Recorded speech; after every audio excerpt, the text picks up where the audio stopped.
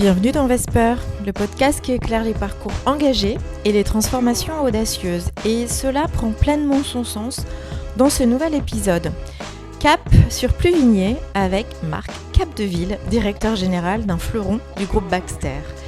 Marc Capdeville, c'est le parcours d'un ingénieur chimiste toulousain ambitieux, sportif conquérant, porté par une quête constante et unique durant des années, la performance.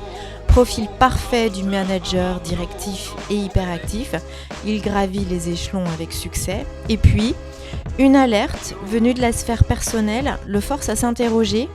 Était-il en train de se transformer en une version de lui-même qu'il redoutait, ce Mr Hyde, ce Capdeville qui sommeillait en lui? Ce déclic a marqué le début d'un travail transverse, profond et continu. 10 ans après, Marc s'est reconnecté à ses valeurs, réinventant son équilibre personnel et professionnel. Avec son expertise en amélioration continue, il a insufflé un nouveau souffle à Baxter Pluvigné, transformant le site en un modèle d'excellence opérationnelle reconnu mondialement. Le résultat, le prix Shingo, l'équivalent du Nobel dans le domaine, et surtout une philosophie d'entreprise où l'humain est au cœur de la performance. Dans cet épisode, Marc partage avec authenticité son parcours et sa remise en question, son leadership apaisé et sa vision d'une performance durable connectée au sens, à l'humain, un témoignage puissant qui résonnera auprès de tous ceux qui aspirent à conjuguer ambition, bien-être et impact collectif. Un épisode à ne pas manquer. Je vous souhaite une très belle écoute. Bonjour Marc. Bonjour. Alors ici, on est un petit peu sur ton terrain de jeu, mais terrain de jeu sportif, passion sport, passion rugby. On va forcément parler de toi, business, manager, mais tu as une vraie passion, c'est le sport que tu as pratiqué de 6 ans à 40 ans et que tu dois encore un peu pratiquer, et c'est le rugby. Et c'est vrai aussi le rugby pour toi, une grande histoire. Oui, tout à fait, Annabelle. Moi, le rugby, ça a suivi toute ma vie. Comme tu l'as dit, je commençais à l'âge de 6 ans et j'ai pu œuvrer sur tous les terrains alors, de Toulouse, vendéen et algérien depuis... Vendéen, ce qui m'a quand même interpellé, la Vendée n'étant pas une terre de rugby, bravo. Ouais, mais c'est comme la Bretagne, il y a 20 ans, le rugby n'était pas aussi développé, mais c'est vrai. Et effectivement, le rugby, un peu, ça m'a suivi toute ma vie. Si je suis l'homme que je suis aujourd'hui, le rugby a contribué, quoi. Et oui, le rugby, on trouve beaucoup de valeurs que je retrouve aujourd'hui sur le respect, la confiance, le collectif, la collaboration. Et surtout, c'est comment s'inscrire dans un collectif en étant tous différents, quoi. En fait, c'est ça qui est un peu sympa au rugby, je vais dire. Et c'est un peu singulier, je pense aussi.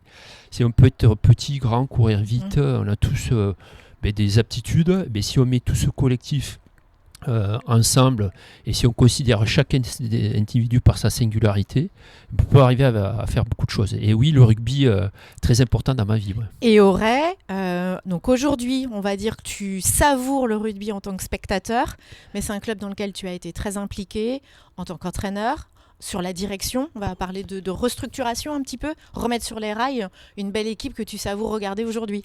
Tout à fait. Alors, toulousain d'origine et breton d'adoption, quand je suis arrivé ici, alors moi, les Algériens, je jouais contre eux quand j'étais en Vendée d'ailleurs. Ah oui, ok. C'est comme ça qu'on a eu des premières rencontres et pas si simples. Ouais, on m'appelait le lama.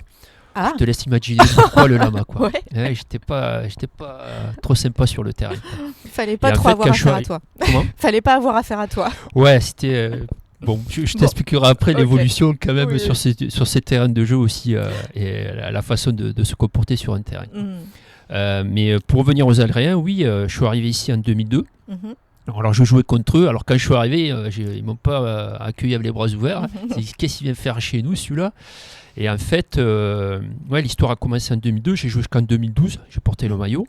Donc on montait en Fédéral 3, des championnats de France. On a fait champion de Bretagne également. J'ai arrêté sur une blessure à 40 ans. Et heureusement que j'ai eu cette blessure parce que je pense que j'essaierai encore de jouer.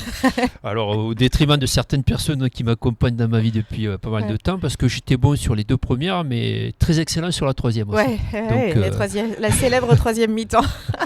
Et donc oui, 40 ans arrêt. Et j'ai dit, c'est fini, le rugby pour moi, je vais rester dans les tribunes. Et au bout de 5-6 ans, un pote à moi, Arnaud Joubiou, me dit, ça serait bien que tu viennes me donner un coup de main pour entraîner les jeunes dorés. Et je suis remis un peu le bleu de chauffe pour 3 ans, entraîneur des juniors. Et le club ne tournait pas trop bien, un club qui vivotait, qui était plutôt en déclin. Et on s'est dit, allez, en 4-5, on s'est dit, on reprend le club et pour ambition, la Fédérale 2. Ok. Ce club était en Fédérale 3. Mais on était 7 autour de la table, c'était en 2019.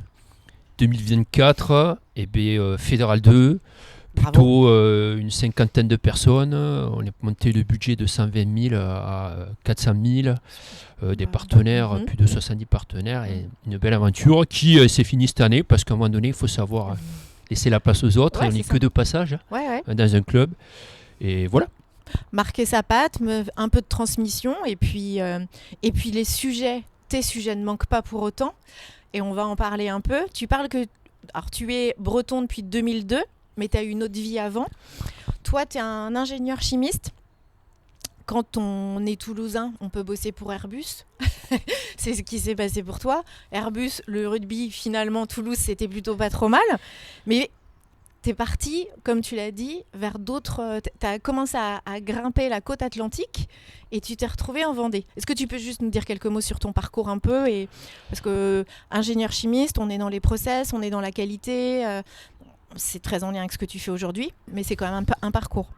Oui, c'est un parcours qui a démarré à Toulouse, à l'université Paul Sabatier, où j'ai fait un cursus chimiste et j'ai pu faire toute mon alternance chez Airbus, dans Pôle Peinture.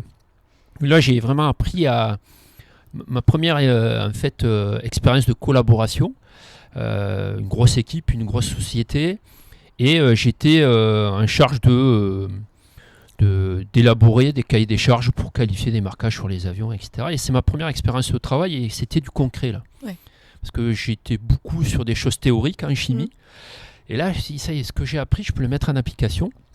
Et c'est ça qui m'a motivé. Et donc l'entreprise avec qui je travaillais pour faire ces essais, là, ces qualifications, était de Vendée. Et donc quand j'ai fini mon alternance en Toulouse, impossible de rentrer chez Airbus, l'aérospatiale à l'époque, mais je suis monté en Vendée. Gros voyage pour moi, parce qu'à part Montauban, Bordeaux pour le rugby, la France, c'était le sud-ouest. Tu t'es presque expatrié là. Tout à fait, c'est le bon terme. J'ai pris une boussole et tout. Je me suis dit, mais je veux où le pôle Nord, et d'ailleurs... c'était acheter des choses, des vêtements spécifiques, parce que là, c'est la terre inconnue, dans ma terre inconnue. Donc, je suis arrivé à La Roche-sur-Yon. C'était en 98. Et là, j'étais chez une société qui était fournisseur de chez Airbus. Je suis resté 2 ans avec pour objectif de retourner sur Toulouse. On devait monter une structure de production sur Toulouse. Ça ne s'est pas fait parce qu'on n'a pas eu le contrat nécessaire pour s'implanter à 100%. Et donc, je devais redescendre à Montpellier pour faire technico-commercial. Bon, les études que j'avais, ça ne me correspondait pas. Inspirant. Et comme je joue au rugby à La Roche-sur-Yon, les Sables d'Olonne voulaient monter un club aussi remonté. Je leur ai dit, si vous me trouvez quelque chose en rapport avec mes études, je vais bien jouer chez vous. Et c'est ce qui s'est passé. Je suis rentré chez... si tu connais bien La Roche-sur-Yon, il y avait S20, c'était les machines à laver. Brandt, Thompson, Vedette, toutes les machines. De qualité française. En fait, je suis rentré grâce au rugby sur un poste de qualité projet dans cette belle société qui n'existe plus maintenant, malheureusement. On voit les dégâts de l'industrie en France, et on pourra en parler plus tard si tu le souhaites. Mais à l'époque, je suis plus rentré là-dedans, et là c'est pareil, de suite de la collaboration, on m'a mis de suite une équipe dans les mains, et c'était ma première expérience là pour du coup de management. Manager, il y avait 7-8 personnes, où là j'ai repris la qualité fournisseur. Et c'était marrant parce que je gérais des personnes qui avaient 58 ans, 55 ans, et des jeunes comme moi. Donc j'ai fait le grand écart de suite pour ma première expérience de management. Et en fait, ce qui est bien, c'est que très tôt, j'ai été mis en confrontation, ou en situation, sur comment ça positionne de manager. Alors je te rassure, à l'époque, Capdeville, le manager, il était surtout sur lui et plein de certitudes. Voilà. Et donc après, la Vendée, c'est se dire comment on arrive en Bretagne. Brandt rachète Moulinex, ça se passe pas trop bien. Je rencontre mon épouse, qui est toujours mon épouse, Nathalie, qui est mon ange gardien.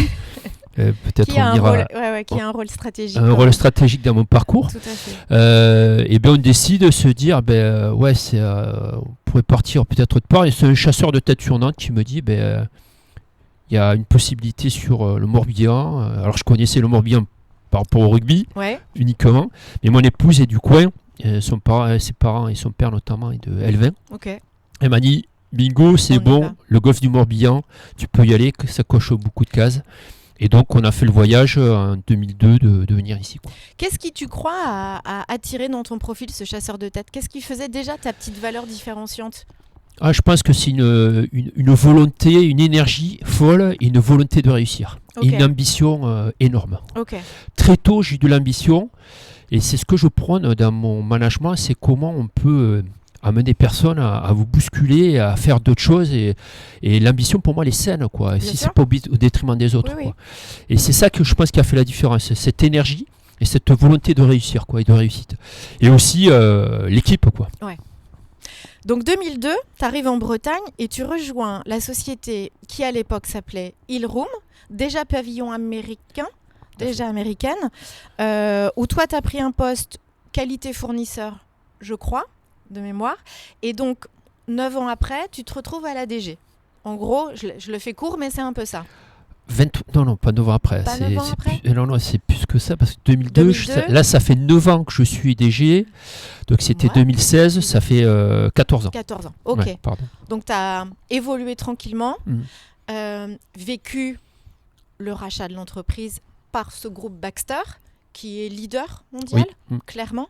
Baxter, c'est quoi, juste pour qu'on dimensionne en nombre d'entreprises à peu près et nombre de pays d'installés ? Alors Baxter, la dimension internationale, c'est 60 000 personnes, c'est 60 sites dans le monde, c'est 15 milliards de dollars. C'est une grosse machine. Baxter est connu pour les poches de perfusion. Quand vous rentrez et quand tu rentres à l'hôpital, ce qu'on te met, c'est un Baxter. Quoi. Okay. Pour ta nutrition et ton alimentation. Et Baxter a développé son business sur les médicaments, l'oncologie, les anesthésiants, tout ce qui est intraveineuse. Okay. Et ils nous ont racheté en 2021 parce que nous, on était et on est toujours sur cette évolution des soins, la connectivité. Ils ont trouvé que Ilroom, en plus via le Covid, où on a battu des scores, alors c'est une période assez bizarre pour chacun, mais nous, ça a été très porteur. Et donc, on rappelle, Ilroom, c'était des lits médicalisés, tout à fait, du matériel médicalisé. Nous, ils nous ont racheté, et c'est ça qui est un peu peut-être perturbant, c'est que Baxter est plutôt une entreprise qui fabrique des produits qui s'injectent en intraveineuse, et nous on est plutôt sur l'équipement hospitalier. La chambre d'hôpital, le lit, le matelas, le mobilier environnant. Hyper complémentaire. Oui, tout à fait. Ouais. Et parce que les achats sur la santé, les hôpitaux structurent aussi leur démarche d'achat pour avoir un partenaire qui est capable de fournir tous les segments de soins de l'hôpital. Quoi. Okay.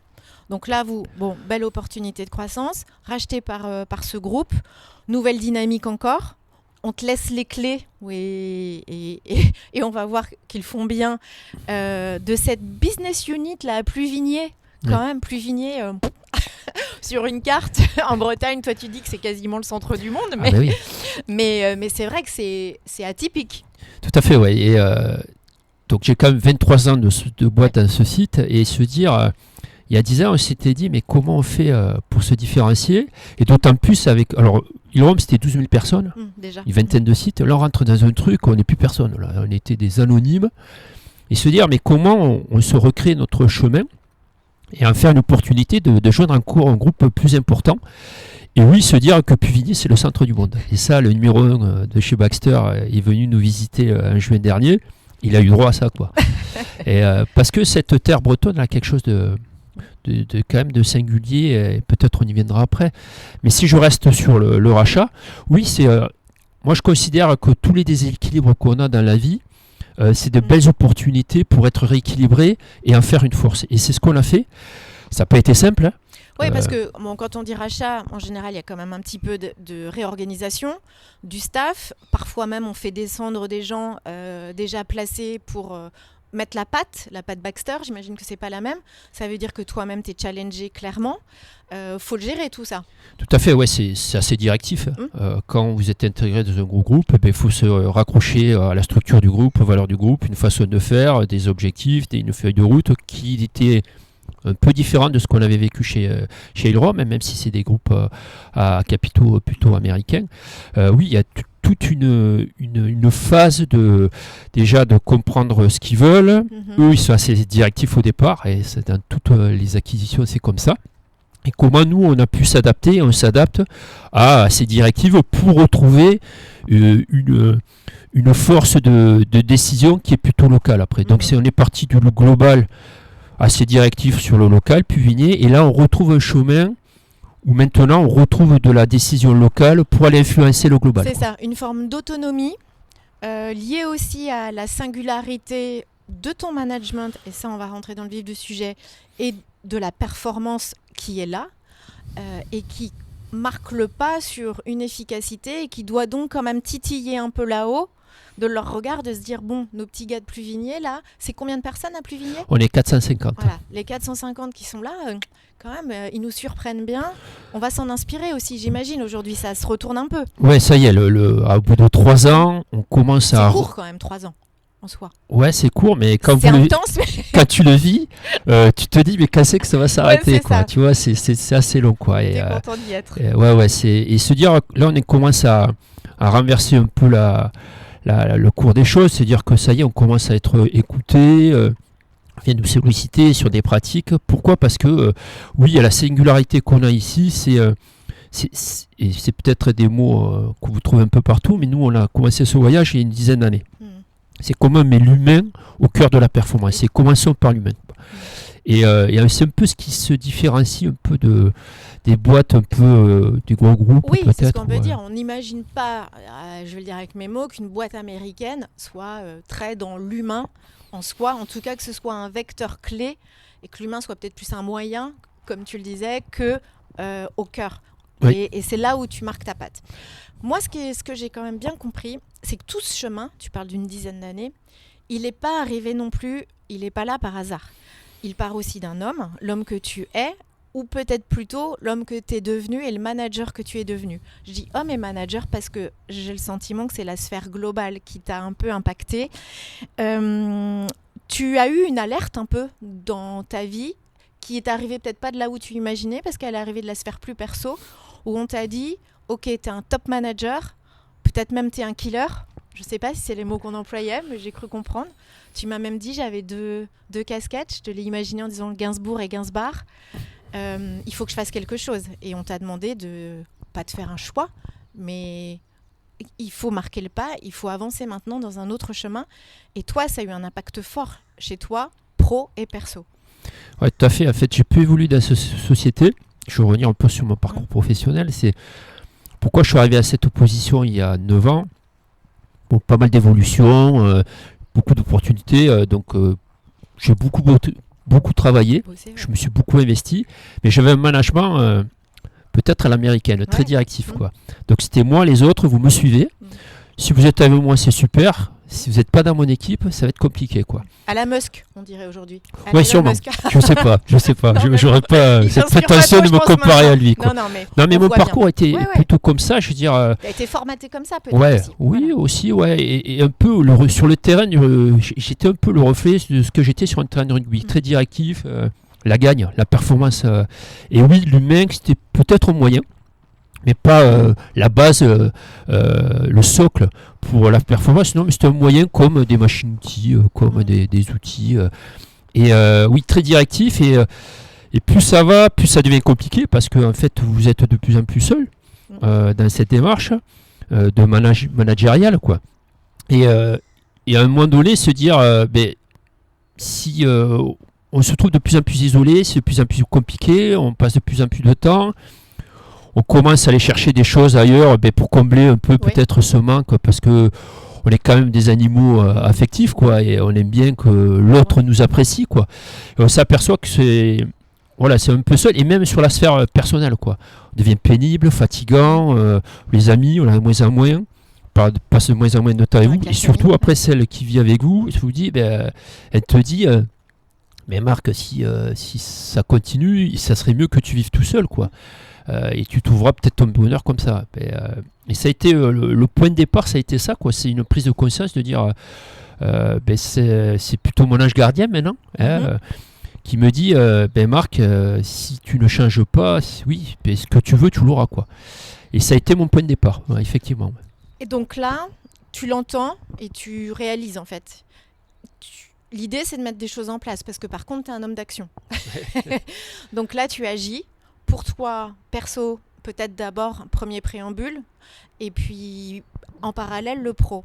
Concrètement, par quoi ça passe ? Comment tu te fais accompagner, aider ? Qu'est-ce que tu mets en place ? Mais la première étape, c'est personnellement, c'est aller se faire soigner mentalement, quoi. Okay. Et mentalement, ça veut dire quoi ? C'est de dire j'étais en lutte sur quelque chose que je n'aurais jamais. La reconnaissance de mon père, quoi. Okay. Et ça, j'en ai pris conscience que il y a une dizaine d'années. Ouais. Et se dire pourquoi j'étais aussi volontaire, énergique, directif et toujours le refus de l'erreur, quoi. L'erreur, c'était un échec. Alors qu'aujourd'hui, pour moi, l'erreur, j'ai appris quelque chose, et c'est une opportunité pour s'améliorer, quoi. Et ce que je m'appliquais, je l'appliquais aux autres. Donc ce que je subissais, je le faisais subir aux autres. Et on n'a pas le droit de faire ça. C'est pas ça la vie, quoi.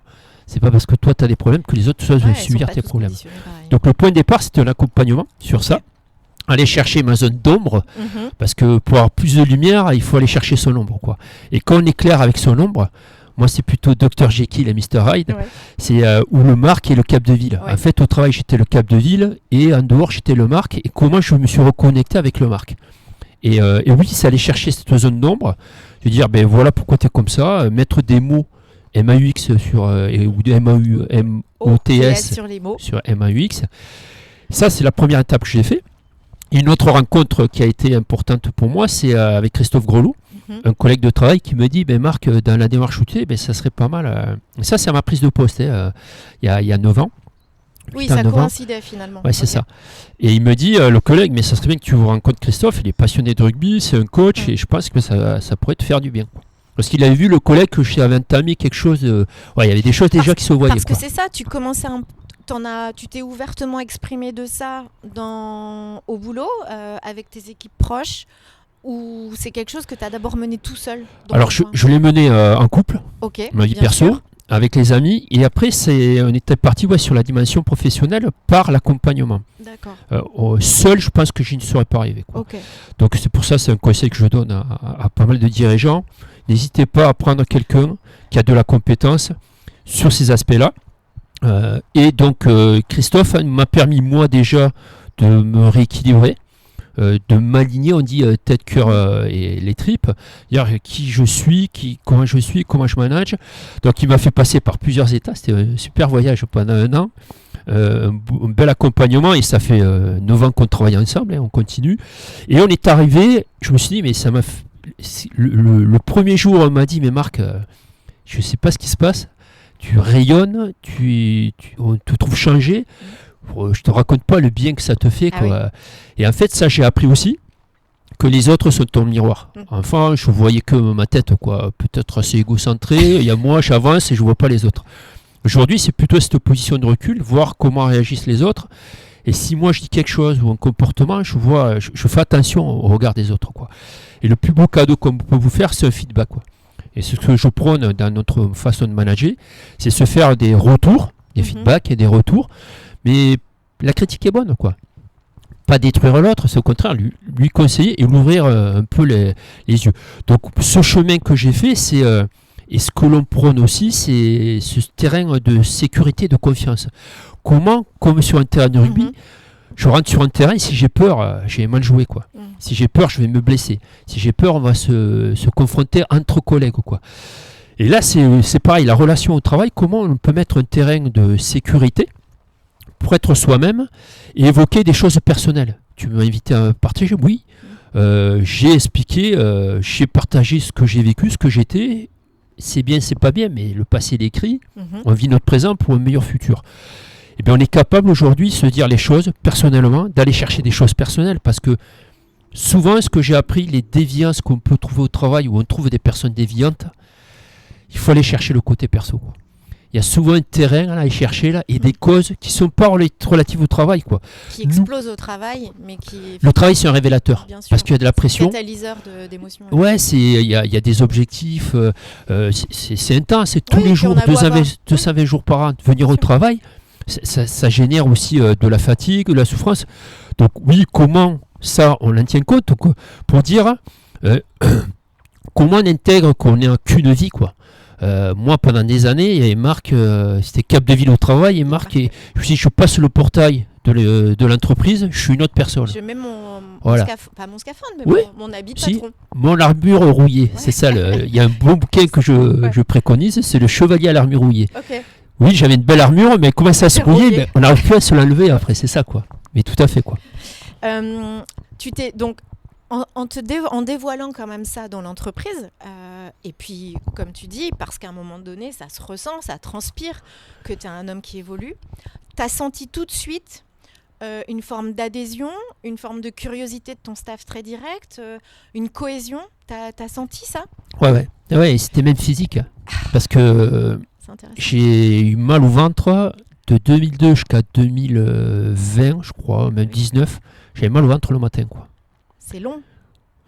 Mais j'avais mal, je partais de chez moi, mais j'avais toujours une douleur le matin, et je me suis dit, bon, c'est parce que tu fais du rugby, tu fais du sport, voilà, c'est pas... Un peu stressé, machin. Et en fait, par magie, c'est en travaillant sur moi, et la magie, elle est là, c'est de dire, à un moment donné, mais t'as plus mal, quoi. Quand je parlais, j'étais plutôt en haut, quoi. Tu vois, ça sortait, beaucoup de choses sortaient. Et des émotions, par exemple, physiques, quoi. Se dire, quand on venait te dire quelque chose, moi, bam, ça partait de suite. Et là, se dire, mais ça y est, tu commences à avoir des émotions. Oula, tu as des émotions. Donc là, on va se calmer, on va pas dire ce que tu penses. Okay. Et ça a été, moi, beaucoup physique. Et sentir ces émotions. Quelles émotions? De colère, de rage, de dire, là, ça m'a touché, ou de tristesse, des fois. Et comment apprendre après à les maîtriser, les gérer, je sais pas, mais à connaître tes émotions, tes capteurs. En fait, aujourd'hui, j'ai évolué, tu prends le Marc de 2002 à 2024, là, une vingtaine d'années. Je sais très bien quand je suis pas bien, je suis bien, ou j'ai de l'énergie, pas d'énergie, ou ça me touche ou pas, quoi. Et connaître ces émotions, c'est un trésor, je dirais, un trésor de vie. Parce que la relation à l'autre, elle est plus facile. Collaborer, oui, quand tu m'as dit, j'ai vu, je commençais à être un peu attractif, quoi. Inspirant, on va dire, peut-être, quoi. Motivant. Comment ? Motivant, du coup, surtout. Et donner envie de travailler avec toi, mais même si tu n'es pas dans mon équipe, quoi. Et le travail était de plus en plus facile. Et beaucoup de personnes commençaient à être vraies avec moi et pas faire l'allégeance. Parce que oui, quand les dirigeants et tout, quoi, c'est le chef, on va lui dire ce qu'il veut entendre, quoi. Et aujourd'hui, ce qui est de bien, c'est que voilà, il y a des personnes qui sont capables de dire, là, je n'ai pas été bon, là, tu as dit une parole, là, peut-être cette décision n'était pas appropriée. Donc, tu peux faire des propositions, quoi. Parce qu'avant, c'était moi et les autres. C'est-à-dire que moi, je décide et vous exécutez. Aujourd'hui, c'est plutôt se mettre cette position de côté, là, ce pas de côté, ou même en recul, voir les équipes et se dire que peut-être si je questionne et si on invite une quarantaine, cinquantaine de personnes à réfléchir sur une décision à prendre, une idée, mais je pense qu'on est meilleur à 50 qu'un seul qui pense pour les autres. L'intelligence collective. Tout à fait. Le management collectif. Alors justement, tout ce travail-là, très personnel finalement, parce qu'on parle de toi, l'homme que tu es, pour devenir... on peut dire la meilleure version de toi-même, en tout cas meilleure, et de se sentir mieux tout simplement, mieux chez toi, mieux dans ton job. Ça a un vrai impact aujourd'hui à Pluvigné, chez Baxter à Pluvigné, et ça a un impact clairement dans tes équipes, dans les résultats que vous fournissez, parce que j'ai compris que vous fonctionniez bien, au regard même du groupe, parce que, tu as dit, j'ai mis l'humain au cœur de la performance et non plus comme un moyen, en déclinant tout un ensemble d'outils, d'objectifs. Moi, j'ai noté qu'il y avait un vrai sens, une vraie philosophie que tu nous as partagée, et tu vas pouvoir en reparler. C'est créer un centre de formation pour travailler autour du leadership.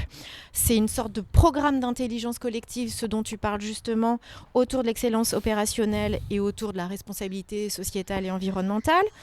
C'est un plan d'action bien-être qui remonte déjà à une dizaine d'années et qui a fait qui fonctionne, parce qu'aujourd'hui, en tout cas hier, t'as peut-être des petits yeux, c'est peut-être pour ça, vous étiez en festivité, je crois. C'est ça, ouais. Donc on va en reparler. Vous avez eu un prix et c'est un peu le Graal dans vos métiers et dans l'excellence opérationnelle.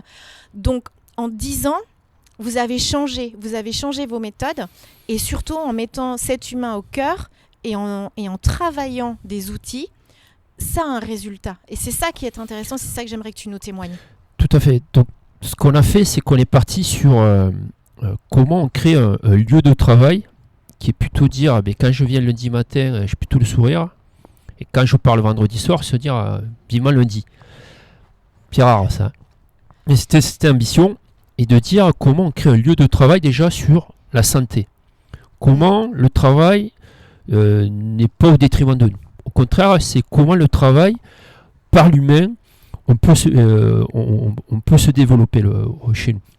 Donc, ce qu'on a considéré, c'est comment déjà on vit notre vie, et travailler sur le comment et pas sur les objectifs. Moi, j'étais un gars qui était très objectif, très chiffre, je regardais que les chiffres. Et après, on va essayer de travailler pour aller atteindre ces chiffres-là. Aujourd'hui, c'est l'inverse. C'est comment on travaille tous ensemble, et on est persuadé qu'on aura de la performance. On regarde, alors les résultats, je mentirais, mais on les regarde. Mais on regarde plus la façon dont on travaille que les résultats eux-mêmes. Donc ce qu'on fait, effectivement, c'est que, c'est par exemple, que ce soit en production dans les bureaux, bureau hauteur variable, double écran pour les bureaux. Sur la production, c'est pareil, des rythmes de travail avec des cadences. Il y a de la cadence, toutes les 4 minutes on se relie. Mais comment on fait en sorte que 220 jours par an, on est capable d'être aussi performant du 1er janvier jusqu'au 31 décembre. Parce que nous sommes des sportifs de haut niveau. Je vais revenir un peu au rugby. C'est que nous, 220 jours par an, on fait nos compétitions tous les jours. Est-ce qu'on gagne tous les jours? C'est ça notre credo. Comparé au rugby, ils jouent une fois par week-end. Bah oui. 98% du temps, ils se forment, ils s'entraînent, ils prennent soin d'eux. Et bien, je me suis dit, pourquoi nous, on ne transposerait pas ça au travail? Se dire, parce qu'on se forme peut-être 2% du temps, et on joue 98%. Donc, on a mis tout un système en place, notamment donc, la santé, l'ergonomie, tout ce qui est collaboratif. Oui, on a des programmes d'intelligence collective, mais en partant de l'intelligence émotionnelle. Okay. Donc on a créé notre centre de formation il y a 2 ans, où là on a des programmes maintenant internes, des experts internes qui sont capables de dispenser et de transmettre leur savoir technique et savoir managérial, gestion d'équipe, communication, tout ça on est capable de le faire en interne, et on investit plus de 4% nous en formation. Ok. C'est bien, mais c'est pas suffisant. Ouais. On continue. Déjà ça. Mais l'idée, c'est aussi, on a créé des programmes tels que bien-être et performance. Alors, on entend beaucoup parler aujourd'hui, mais ça, on a commencé il y a une dizaine d'années aussi. On a plus de 90 actions tous les ans sur qui nous sommes, qu'est-ce que nous faisons, l'engagement sociétal. Là, on a participé au Téléthon. On a fait un Téléthon à l'usine samedi, là. On était 78 personnes. On a créé une asso sportive. On était 10 en 2013. On est 100 en 2023. Il y a 2 jours off par an, je crois, dédiés au sport. Ah non, ça c'est les journées sites. Okay, donc ça c'est des choses qu'on a mis depuis 13 ans, 12 ans. 2 fois par an, on arrête toutes les activités du site. Comment on fait de l'intelligence collective? Mais sur cette journée-là, qui coûte assez cher, mais c'est pas un coût, c'est un investissement. Okay. C'est là où j'invite tout le monde à raisonner. C'est oui, peut-être au départ, on se dit qu'il faut dépenser 20, 30 000 euros, mais le retour sur investissement qu'on a, il est supérieur à la somme qu'on a engagée. Tu as compris tout de suite. Tu as compris tout de suite que, parce que si on se remet il y a 10 ans, il faut avoir l'audace de dire allez, je mets ça sur la table. Et puis, je rappelle juste, tu fais partie d'un groupe qui est quand même, qui t'attend au tournant, qui veut du résultat. Donc ça veut dire que toi, tu as réussi à créer ta propre liberté, autonomie managériale, et leur dire je tape du poing sur la table, je veux tenter comme ça, je vais vous montrer qu'on peut y arriver. Ouais, mais ça se décrète pas, la liberté, ça se gagne, quoi. Ouais. Ça se gagne, et parce qu'il y a la performance, je reviens, mais on est convaincu de par les années, et c'est peut-être ce qui fait un peu la singularité, encore une fois, de ce site. Il y a une ancienneté de 15 ans. on n'est pas des gens de passage, quoi. Ok. Et je vais revenir à cette construction, et ça s'est fait petit à petit, quoi. Quand je vous ai parlé de 90 actions, oui. c'était au départ, c'était 3 actions. 3 actions. Okay. La journée site, c'est pareil, quoi.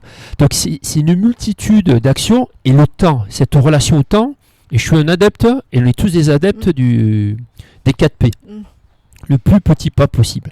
C'est comment on fait des actions petit à petit, qu'on ancre et qu'on continue. Step by step. Step by step. Et ça devient virtueux, quoi. Et on incrémente. Et on incrémente. Et donc on part que quelque chose qui est peut-être insignifiant au début. En tout cas, qui semble l'être au début. Ouais. Parce que finalement, c'est un marqueur fort. Ouais, c'est un marqueur fort. Et comment on change la culture de l'entreprise.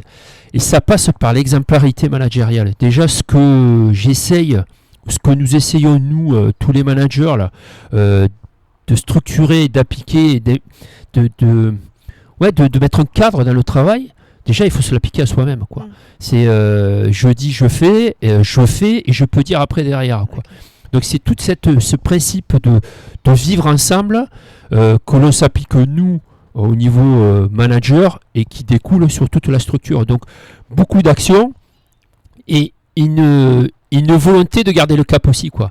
Quand tu dis oui, au groupe américain, il y a ça déséquilibre, il y a beaucoup de déséquilibre tout le temps. On a perdu des collègues, je veux dire des collègues qui ont été remerciés très rapidement, changement d'organisation.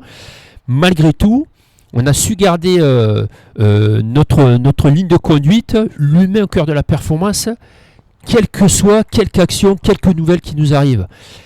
Et en étant exemplaire, en tenant le cap, tous ensemble, et bien on peut arriver à continuer notre chemin, quoi. Et même à célébrer le Graal. Ouais.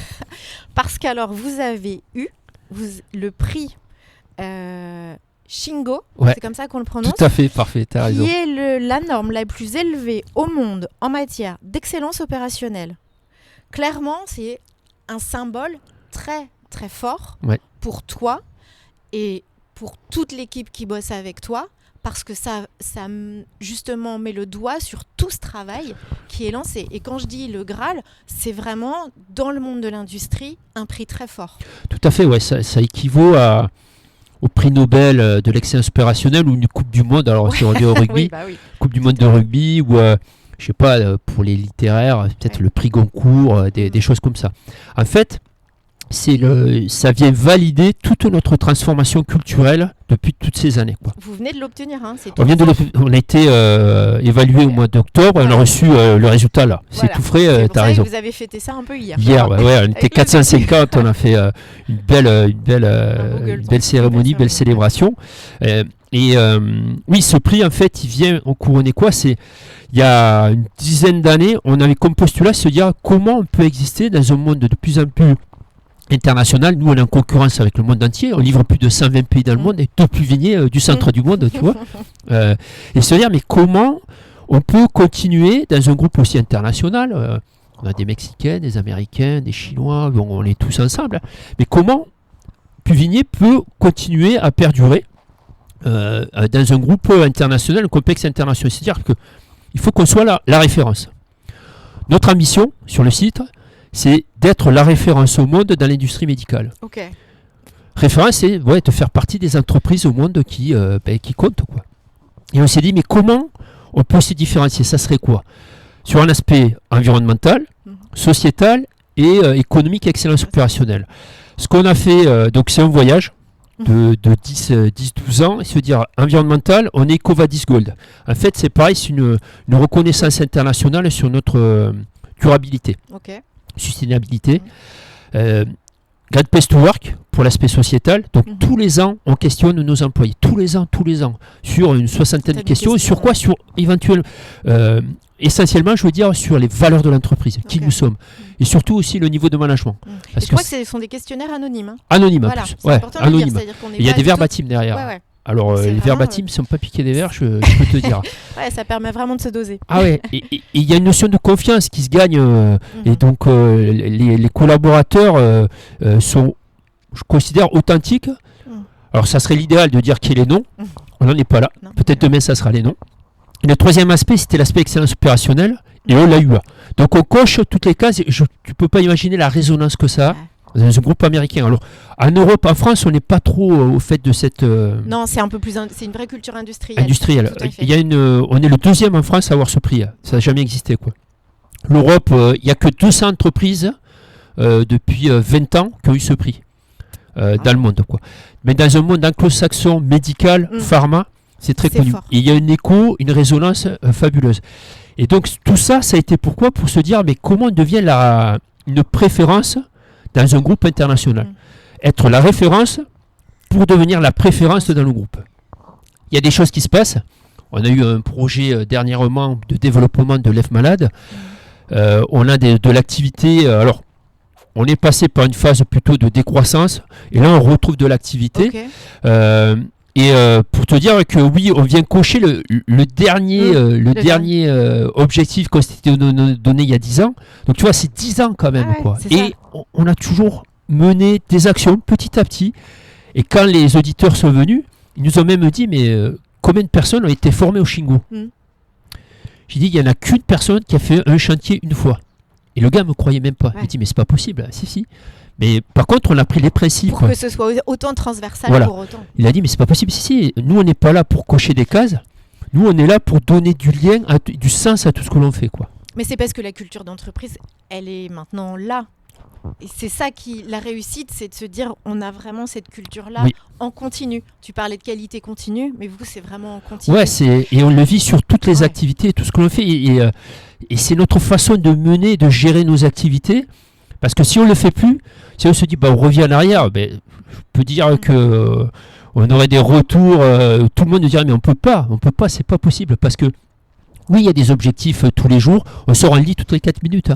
Il y a de la sécurité, de la qualité, des coûts, des projets, de la relation client, de la facturation pour l'administration des ventes.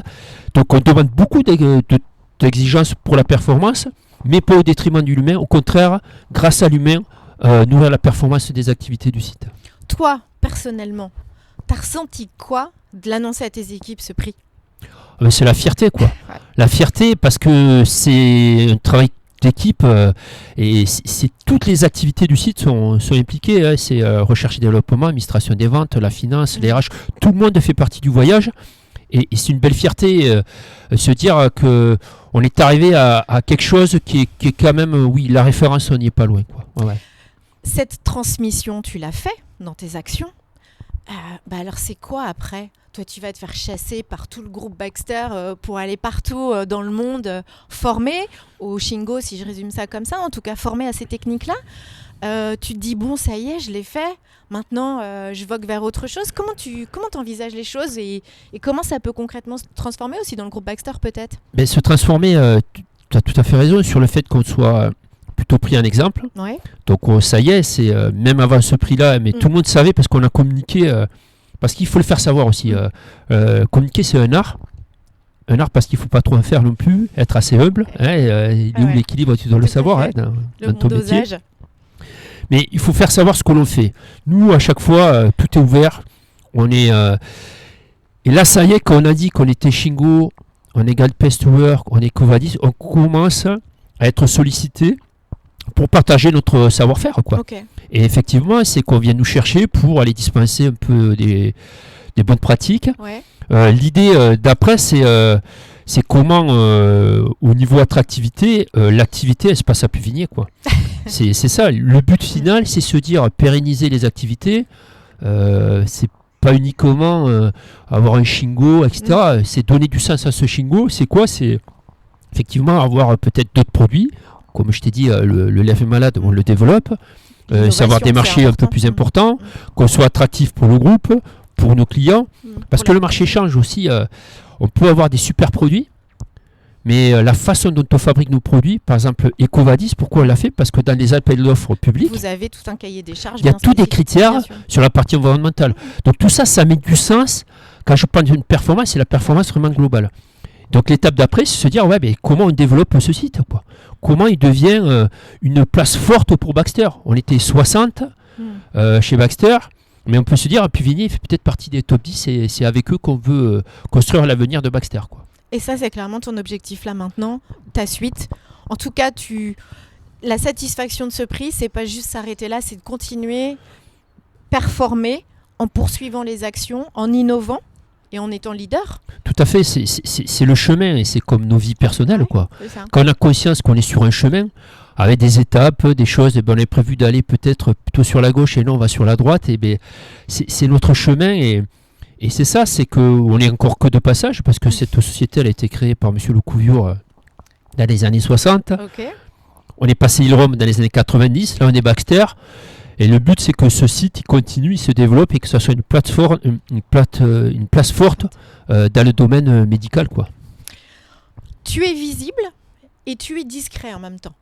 Dans le sens où tu es visible, t'as pas peur de prendre la parole justement pour transmettre les retours d'expérience en tant que patron, en tant que manager, des pratiques que tu fais, le lien avec le sport. Moi, j'ai eu l'occasion de t'écouter. Et en même temps, tu es discret. On voit bien que tu prends pas la parole sur les réseaux sociaux, et je vais parler plutôt de LinkedIn pour faire des drafts entiers de vision, un peu comme un gourou. Toi, tu as quel rapport avec la communication? Et là, je parle de toi. Parce que quelque part, aujourd'hui, tu représentes du savoir, du succès. Ce prix-là, il va forcément faire écho un peu dans le monde de l'industrie, notamment en Bretagne, dans le Morbihan. Donc ça veut dire que tu peux être sollicité. Tu as quoi comme rapport, toi, avec la communication et ton image? J'essaye surtout de parler ce que j'ai vécu, mon expérience de vie, de moi. Surtout pas être un donneur de leçons quand j'entends le leadership. On en met, voilà. Alors, la différence entre le leader et le manager, bon, tout ça, ça fait vendre, mais c'est pas réellement ce que l'on vit, quoi. Humblement, moi, ce que j'essaie de faire, c'est de partager notre expérience, mon expérience de vie, ce que j'ai vécu, et là, est-ce que c'est critiquable ou pas? C'est ce que j'ai vécu, comme on fait aujourd'hui, et ce qu'on a vécu collectivement, parce que je suis en relation avec pas mal de dirigeants, et il y a un besoin, on est souvent expert d'un métier, d'une solution, d'une technologie, et aujourd'hui, tout ça c'est copié, on est dépassé des fois, il y a la concurrence qui est là, et je pense que plus que jamais aujourd'hui, ce retour à qui nous sommes en tant qu'humains au travail avec ses équipes, et je me dis si on arrive à engager de soi dans cette démarche, je pense que la vie elle est un peu plus sympa, quoi. Donc par rapport à la communication, oui, si on me sollicite et t'en es la preuve, quoi. Tu m'as dit, Marc, ouais, c'est avec plaisir, quoi. Parce que peut-être, je suis persuadé que ce que j'ai vécu, c'est pas unique. Il y en a d'autres qui vivent ce que j'ai vécu différemment, mais en partageant un peu 2-3 choses, dire, ouais, c'est peut-être ça, je le vis aussi. Si je le vois différemment. Donc oui, communiquer, je suis sur LinkedIn, mais on communique beaucoup sur... Tu fais partie de réseau pro, réseau Alors réseau pro, je suis à l'APM. Ouais, ok. Et je viens de prendre la présidence là, okay, de mon club. Ça c'est mix partage d'expérience, formation aussi. Enfin, c'est quelque chose d'assez complet. Parce que j'ai une soif d'apprendre qui est toujours intacte. J'ai une soif d'apprendre, quoi. Et la lecture, par exemple, alors je lisais le Midi Olympique et l'équipe pendant 40 ans. Là, ça y est, là, depuis une dizaine d'années, je suis un adepte de la philosophie stoïcienne, qui est faite de sagesse et de vertu, quoi. Et ça, c'est peut-être même mon mantra de vie, quoi. Je vois que plus je donne, plus je reçois, quoi. Et avant, je voulais beaucoup recevoir, et je donnais pas trop, quoi. Ce que je donnais, c'était pas trop sympa. Donc tu vois, c'est comment on continue à apprendre. Moi, j'ai soif d'apprendre, et ces rencontres, tu vois. L'engagement sociétal, alors il y a eu le rugby, là c'est l'APM, je suis aussi aux entreprises s'engagent, c'est une initiative nationale. Par rapport à tout ce que l'on peut faire, nous sur Plevigné, on essaie de le partager aussi. Ouais, c'est vraiment la transmission. Et voilà, c'est pour moi, et c'est ce que j'ai appris dernièrement sur une expertise APM, et ça correspondait bien, ça correspond bien à ce que je me fais du dirigeant. C'est il y a 3 comportements cardinaux qui sont écoutés. Parce que si tu es capable d'écouter, tu es capable de t'écouter. C'est écouter pour s'écouter. Donc ça marche dans les deux sens. Donc écouter, respirer. Comment se mettre des temps de respiration, d'apprentissage, de connaissance. Parce que si tu es capable de respirer toi, tu es capable d'inspirer, quoi. Et tu permets aux autres de respirer aussi, quoi. Et le partage. Et pour moi, le partage, c'est transmettre. Parce que dire, je sais tout et je vous fais la leçon, non, c'est pas ça. C'est-à-dire qu'il y a des expériences de vie perso-pro, on n'a qu'une vie. Comment on peut le partager? Et c'est un élément de transmission. Et faire gagner du temps aux autres. Ouais. Tu es papa? Tout à fait. Tu transmets ça aussi déjà? Enfin, je sais pas quel âge. Elle a 22 ans, Flora. Ouais, donc elle est déjà dans sa vie, peut-être même. Elle est alternante. Elle finit son année d'alternance et elle rentre dans le monde professionnel. Et ces aspects, justement, management, partage au cœur de l'entreprise, quand même, ce que tu vis au quotidien, c'est quelque chose que tu transmets à ta fille? Ouais. Ça, c'est un temps énorme. Elle a absorbé, c'est marrant, quoi. Elle est passionnée par ça et elle me voit agir. Et on discute beaucoup à la maison. Il y a une table là où on prend l'apéro, on est de bons vivants. Hein. Il faut. Alors elle est sur Paris maintenant. Mais Flora, elle commence à comprendre des choses, quoi. Et elle questionne beaucoup. Donc là, ça te fait bien comprendre ce que tu as en plus aujourd'hui pour transmettre aux générations qui rentrent dans l'industrie, aux managers de demain. Ça, c'est un vrai atout quand même. Hein. Oui, tout à fait. Et c'est pour ça qu'on est en lien avec l'ICAM aussi. Oui. Donc je participe aux jurys, partage. Moi je me régale avec les jeunes, quoi. On a une génération de folie, quoi. On est toujours en train de critiquer la jeunesse, il y en a certains, on entend ça. On a des jeunes qui sont fabuleux parce que si nous, déjà, on change et on s'investit pour la jeunesse, eux, ils vont nous le rendre, quoi. Et on a tout intérêt à faire ça, quoi. Cette transmission. Et si je reviens avec ce que je connais, ma fille, elle a bien compris que comment elle doit travailler, se sentir bien au travail, la relation aux autres, la collaboration. Parce qu'avec toute la technologie que l'on a, on a coupé toutes nos connexions de vie sociale. Alors le Covid, il y aura eu un avant et un après dans toutes nos vies. D'autant plus au travail. Et l'importance du social, quoi. L'humain, le partage. Et être capable de dire des fois quand ça ne va pas, il y a une façon de dire, quoi. Donc oui, la jeunesse, la transmission, c'est plus que jamais, c'est sûrement... c'est vrai que tu m'invites à réflexion, là. Je te remercie, Annabelle. Tu vois, être même prof, je me dis, si un jour ma carrière s'arrête, parce que des fois, on ne décide pas seul de son destin, quand on a des gros groupes, je pense que je ne referai pas ce que j'ai fait. Mais par contre, je continuerai à ce qu'on essaie de faire là, à transmettre. Ce qui est important. Ouais. Bon, passion, c'est le sport et le rugby. Mais j'imagine que tu as d'autres choses qui te permettent de déconnecter. On sent que tu es un passionné, tu adores ce que tu fais. Enfin, tu le vis. Et qui plus est maintenant, avec cet équilibre que tu t'es construit, sain, très équilibrant pour ta vie perso. Mais c'est quoi tes envies? Moi, j'ai compris que tu aimais bien la nature. Tout à fait, ouais. Et que tu étais même presque un champion de chasse. Un champion, alors là, si mes collègues de chasse. Mais tu chasses quoi? Moi je le sais, mais tu peux me le dire. Moi je chasse un petit oiseau qui est un oiseau migrateur et qui est un des seuls oiseaux sauvages qu'on peut encore chasser. C'est la bécasse. Voilà, j'ai compris que tu étais, paraît-il, le champion du monde de chasse. Non, ne dis pas ça parce que si tout le monde écoute. J'ai eu mes sources. En fait, c'est l'idée, c'est même pas l'oiseau, c'est de rentrer dans cette nature et se reconnecter avec ce qui est là depuis des millénaires. Hein. Ça peut être un peu bateau ce que je dis, mais la nature elle était vraiment là avec nous. Et comment on est des hommes et des femmes, hommes avec un grand H, hein. On est fait pour la nature, on vient de là, quoi. Et c'est une ressource. Moi, j'invite tout le monde à marcher, nature. Et moi, la chasse, c'est un truc génial parce que j'ai mon chien, hein, c'est un cocker. C'est un prétexte d'être la balade aussi. C'est une balade. Connecté à la nature. C'est une vingtaine d'oiseaux par an, quoi. C'est pas un génocide, hein, je veux dire. Et c'est même pas le résultat qui compte, c'est de dire, là, c'est pareil, j'ai du mal à y aller tout seul. Il me faut toujours quelqu'un. Et dans le sport, c'est toujours été, et dans ma vie. C'est le partage. Partage. La nature, c'est important, se balader, marcher. Marcher, c'est aussi les chemins. Alors, je suis agnostique. Donc, les chemins de Saint-Jacques, de Compostelle, qu'on a engagé avec mon épouse il y a 3 ans maintenant. Donc, par étape. Par étape, voilà. Là, on est arrivé à Cahors. Voilà. Et pour bien manger, c'est pas mal. C'est pas mal. Donc, cette marche-là, c'est pareil. Moi, j'invite pas mal de monde à aller sur ces activités-là qui sont plutôt douces. Alors mon corps me rappelle que j'ai joué au rugby trop longtemps.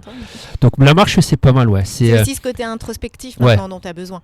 C'est ça, quoi. Et, ça fait du bien, hein, franchement.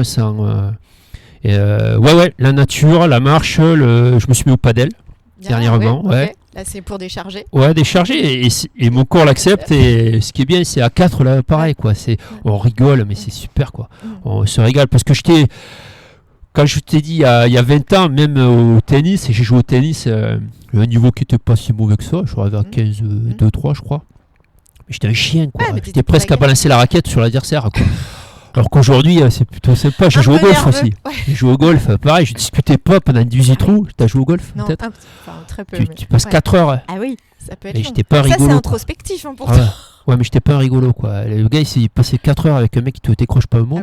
Alors qu'aujourd'hui, voilà, c'est plutôt le partage et le golf est là et juste, voilà, c'est juste la conséquence, quoi. C'est pas. Bon, t'arrives à bien te changer les idées. Ouais, et la gastronomie, quoi. On est des bons vivants, quoi. Et mon épouse, on aime bien se faire plaisir. Une bonne table, un bon vin. Des amis, moi, je suis un animal social, quoi. Les amis, c'est la vie. Ah ouais, c'est la vie, quoi. Ouais. On finira là-dessus, mais de quoi tu es le plus fier aujourd'hui? Ce que tu veux, ce qui te rend le plus fier. Peut-être tirer de l'échec, comme tu dis, ou du succès, peu importe. Ce qui me rend le plus fier, c'est que je sais que je suis une autre personne, quoi. Alors physiquement, je suis la même, mais une autre personne alors je veux dire qu'à la vue des autres, quoi. C'est toujours moi. Mais je veux dire que quand tu me vois il y a 20 ans, 30 ans, 40 ans, et ce que je suis arrivé aujourd'hui, je suis très fier de mon parcours déjà personnel. J'ai arrivé à construire une vie de famille. Je suis arrivé à peut-être une personne qui est vraiment alignée, quoi. Est-ce qu'il est à la maison, dans sa vie perso et au travail, c'est la même personne. Et professionnellement, quoi. Moi, je sais d'où je viens. Je commençais, j'avais... alors, à l'époque, c'était en francs, j'avais 1500 €, quoi. Voilà, et on va dire d'argent. Ouais, mais je commençais, c'est pas parce que j'étais ingénieur que de suite, quand j'entends certaines personnes dire, moi je travaillerai pas à telle limite. J'ai bossé, j'ai travaillé, mais beaucoup d'énergie. Peut-être c'est pas la bonne façon de faire. C'est sûr que si j'étais maintenant, là, comme je suis il y a 20 ans, je sais pas, je serais autre part. Mais tu vois, c'est ce parcours de vie que j'ai accompli. Ouais, j'en suis fier. Ouais. Bravo. Merci Marc pour toutes ces confidences et ce moment passé, cette transmission. Et puis bonne route à toi et à Baxter. Merci Annabelle. Ciao. Merci. Merci Marc pour ta transparence. Un échange qui résume parfaitement la vocation de Vesper, la transmission. Clin d'œil perso pour le choix musical. Justice avec Never Render. Une pensée pour toi, Baudéric. Ciao, ciao.